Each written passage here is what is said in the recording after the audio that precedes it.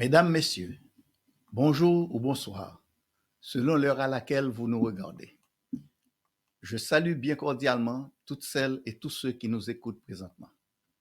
Je m'appelle Michel Fleury, principal animateur du site Le Média de l'Histoire. L'émission du jour sera la deuxième partie de la chronique consacrée à l'esclavage des Noirs déportés d'Afrique et transportés de force aux colonies d'Amérique. Dans la première partie de cette chronique, nous avons évoqué les conditions scandaleuses dans lesquelles s'est effectuée la traite des Noirs. Les colonisateurs européens kidnappaient ces malheureux, les ligotaient et les enfermaient comme des sardines dans les cales des négriers pour les transporter de force en Amérique. À leur arrivée à destination, ils étaient vendus comme esclaves, étampés comme des bestiaux et baptisés. Mentionnons que ce commerce se faisait avec la complicité de certains rois africains qui vendaient les prisonniers de leur guerre de conquête. Dans ce deuxième volet du documentaire, nous allons parler des fréquentes révoltes survenues durant la traversée. Ces révoltes ont été consignées dans les nombreux documents dignes de foi et accessibles au public. Dans une étude intitulée American Negro Slave Revolt, paru en 1936, date de parution originale, Herbert Aptheker remet en question l'idée soigneusement entretenue de la docilité naturelle des esclaves noirs. Ces derniers, affirme l'auteur, ont toujours lutté avec acharnement pour recouvrer leur liberté. En effet, nos ancêtres ne se sont pas laissés déporter docilement, sans lutter pour tenter de conserver leur liberté. Dans bien des cas, ils ont été vaincus par la puissance des armes à feu des colons et de leurs alliés. Durant plus de 300 ans, diverses nations européennes ont participé à ce trafic odieux de déportation et de vente d'esclaves, notamment la France, l'Angleterre, l'Espagne, le Portugal, la Hollande, la Nouvelle-Angleterre, qui est une partie des États-Unis d'aujourd'hui. Sur les négriers, sans exception des nations colonialistes, il y a eu des tentatives désespérées des esclaves de recouvrer leur liberté. La plupart du temps, ils se révoltaient à proximité des côtes africaines, américaines ou antillaises. Rares sont les documents faisant état des révoltes en haute mer, ce qui pourrait s'expliquer par le fait qu'il n'y a pas eu de rapport sur les bateaux concernés et qui ne seraient jamais parvenus à leur destination. Tout cela pour vous dire que les ancêtres n'ont jamais baissé les bras et qu'ils se sont toujours battus pour retrouver leur liberté. Divers ports et États américains ont participé activement au trafic des esclaves. Dans le Massachusetts, on trouve Boston, Salem, Charleston. Au Rhode Island, il y avait Newport, Providence et Bristol. Dans le Connecticut, on trouve New London, Hartford. Ces États possédaient des bateaux solides et rapides qui transportaient du rhum, des objets en fer forgé, de la quincaillerie en Afrique. De là, les armateurs embarquaient des esclaves pour les colonies. Une fois arrivés à destination, ils embarquaient des matières premières comme le sucre, la mélasse, le cacao, l'indigo, le café, pour les transporter en Nouvelle-Angleterre, c'est-à-dire vers le Connecticut, le Maine, le Massachusetts, New Hampshire, Rhode Island et le Vermont, et aussi vers l'Europe. De là, les navires repartaient avec leurs précieuses cargaisons vers l'Afrique et embarquaient d'autres esclaves destinés aux colonies. C'est ce que les historiens ont appelé le commerce triangulaire, qui était très florissant et ne s'arrêtait jamais. Un exemple concret très significatif. En 1746, un citoyen anglais du nom de Joseph Manest réalise un bénéfice de 11 200 livres sterling sur une cargaison d'esclaves qui lui avait coûté seulement 1800 livres. Pour maximiser leur profit, les capitaines des négriers entassaient les esclaves dans des compartiments de seulement 3 pieds 3 pouces de hauteur dans les cales de l'entrepont. Outre la chaleur et l'atmosphère étouffante qui y régnaient, il était impossible pour les captifs de se tenir droit pour s'asseoir. Ainsi, on les forçait à s'allonger par groupes de deux sur le côté, le corps de l'un épousant la courbe de l'autre. Ces passagers, si on peut les appeler ainsi, étaient nus, attachés à des chaînes qui leur entaillaient la peau. Les planches rudes du bateau râpaient leur peau, provoquant des blessures qui se transformaient en plaies. Ils baignaient ainsi dans le sang, la sueur, leurs excréments, ce qui causait des infections et bien d'autres maladies graves. Dans ces conditions inhumaines, beaucoup sont morts asphyxiés de déshydratation, de syphilis, de fièvre, de dysenterie, etc. Ils ne manquaient pas de se révolter dès qu'une occasion plus ou moins se présentait. Ainsi, de nombreuses révoltes ont été consignées par des cahiers de bord des capitaines de navires et dans d'autres documents historiques. C'est ainsi qu'on apprend qu'en 1532, 109 esclaves se révoltèrent sur le bateau portugais Misericordia, assassinèrent tous les membres de l'équipage, sauf 3 marins qui ont pu s'échapper. En 1650, un négrier espagnol sombra au large de San Francisco. Les esclaves se révoltèrent et tuèrent les survivants espagnols. En 1731, plus précisément le 28 janvier 1731, un journal anglais rapporte que le capitaine John de la goélette William ainsi que son équipage ont été tués par des esclaves révoltés.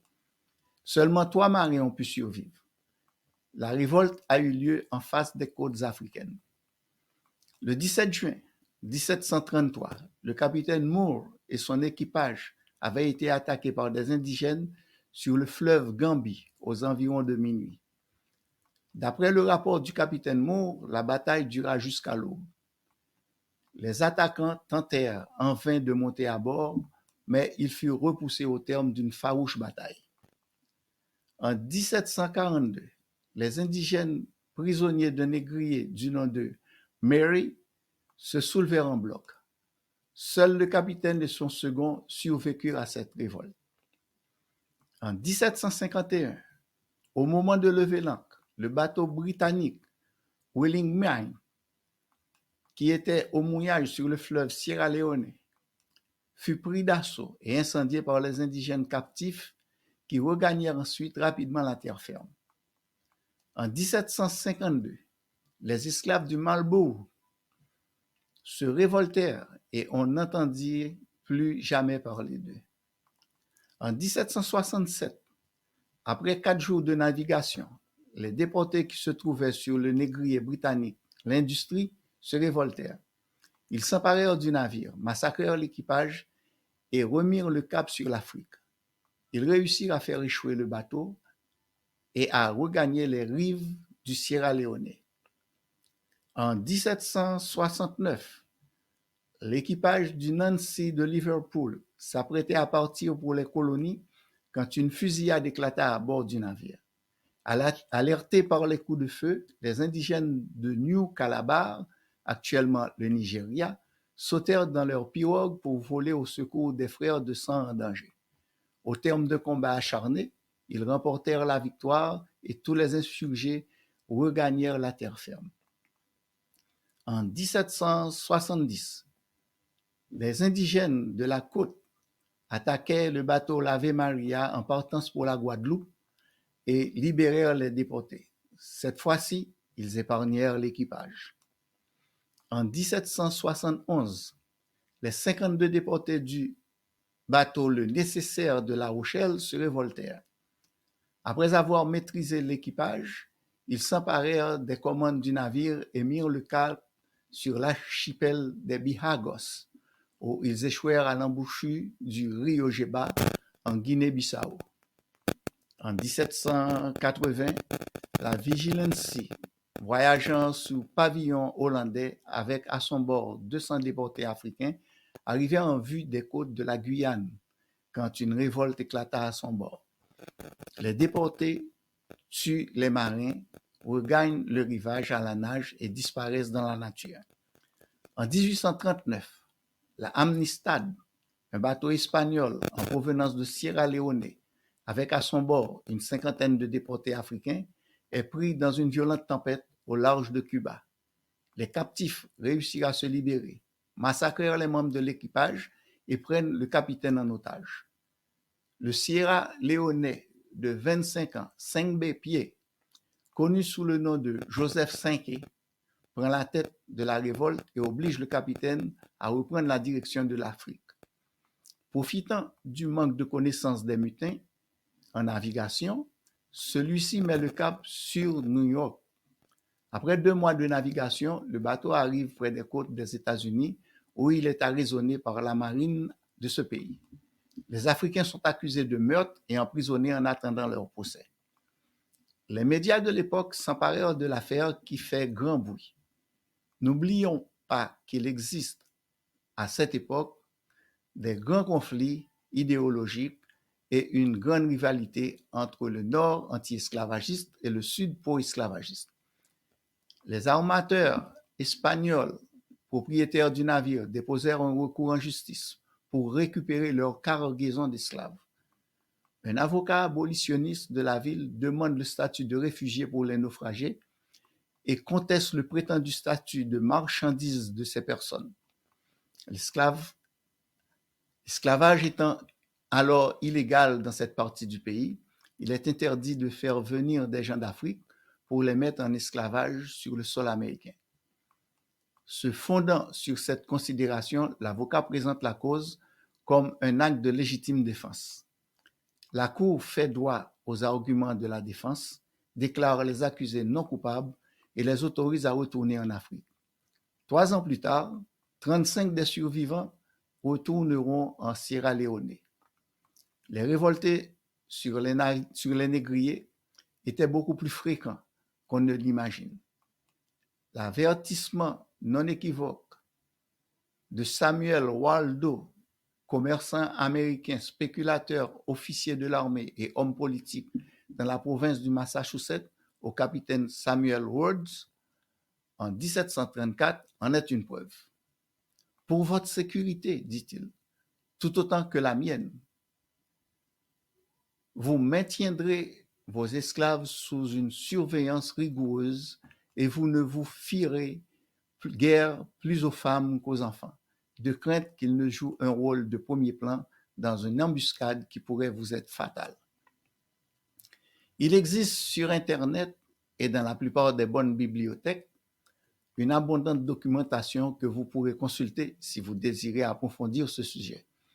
Avant de terminer cette deuxième partie de notre chronique, je vais évoquer les dates de quelques révoltes d'esclaves africains pour vous montrer qu'ils se sont toujours battus pour leur liberté. Leur slogan était toujours liberté ou la mort. Le message est que jamais vous n'oublierez la liberté, jamais vous n'obtiendrez la liberté si vous restez les bras croisés en attendant que quelqu'un d'autre vienne vous l'accorder gratuitement. Si vous voulez votre liberté, il faut combattre pour la mériter et la prendre. Vivre libre ou mourir. Telle devrait être la devise de toute personne qui aspire à la liberté.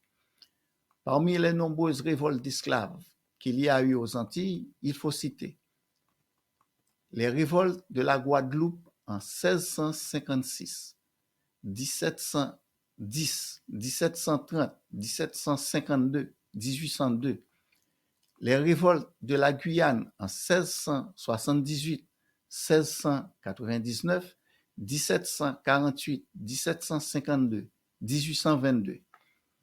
Il y a eu la grande révolte des esclaves de 1831 à la Jamaïque, dite rébellion de Noël, dirigée par le prédicateur baptiste noir Samuel Sharp, qui a mobilisé, dit-on, 60 000 à 300 000 esclaves de la Jamaïque, du 25 décembre au 4 janvier 1832.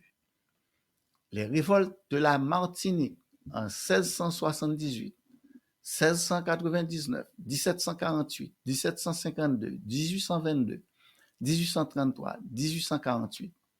Celle de Cuba en 1810, de 1810 à 1812. José Antonio Aponte entraîne les esclaves à la révolte. adoptent un stratagème qui doit leur rendre la liberté. Le complot échoue et Aponte ainsi que plusieurs autres sont pendus. S'il fallait trouver une seule preuve de la détermination des Africains à retrouver leur liberté, on évoquerait la longue pratique du marronnage qui a existé également aux Antilles françaises et à la Jamaïque. En Haïti, le marronnage a commencé très tôt et ce sont les aborigènes qui ont indiqué le chemin des montagnes et des grottes aux esclaves épris de liberté. On se souviendra aussi que dès 1757, François Macandal conçut le projet d'exterminer tous les Blancs par le poison. Il passa plusieurs années à se battre contre les colons avant d'être capturé et brûlé vif au Cap français devenu aujourd'hui le Cap haïtien. Son combat conduira à l'insurrection générale de 1791, commencée avec la cérémonie connue sous le nom de cérémonie du bois caïman. Le point culminant des 12 années de guerre de l'indépendance sera la bataille de Vertières du 18 novembre 1803, qui consacrera la victoire de l'armée indigène sur l'expédition de Napoléon. La proclamation de l'indépendance d'Haïti le 1er janvier 1804 marquera la fin de cette longue époque. Ainsi se termine cette deuxième partie de la série Esclavage, Haïti et les Antilles. Si cette vidéo vous a plu, marquez-la d'un pouce tourné vers le haut, partagez-la avec vos connaissances et abonnez-vous à la chaîne. Merci à vous tous et au plaisir de vous revoir à la prochaine émission.